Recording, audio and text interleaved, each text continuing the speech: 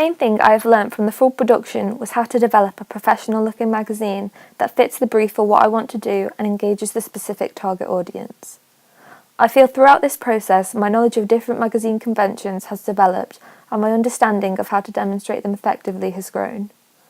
For the preliminary task, we only had to construct a cover, meaning the skills developed would be limited as opposed to the skills I would eventually develop constructing a front cover, contents and double page spread. I feel the development I have made has led to the success of my music magazine, Waves. During the preliminary research, I found that a bold use of colour is important in order to make your magazine eye-catching. I think this finding applies to a wide variety like college and music magazines. This is why I carried the use of a bold colour through to the main task. This is demonstrated with the use of blue and purple.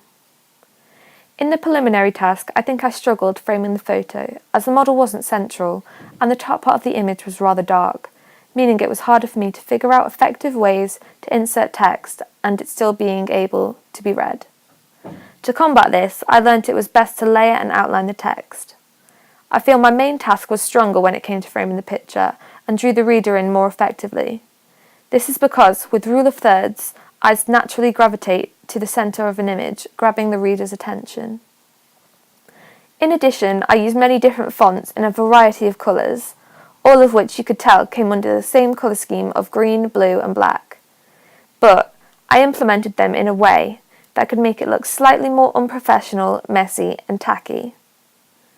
If the target audience saw this, compared to a more professional-looking competitor, they would choose the more professional-looking one, as it would presumably, judged by appearance, have the best regarded information they need and want.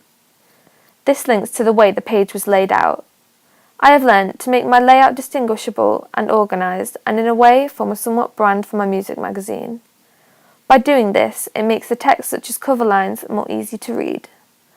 I have achieved all of this due to my developed understanding of Adobe Photoshop and Adobe InDesign.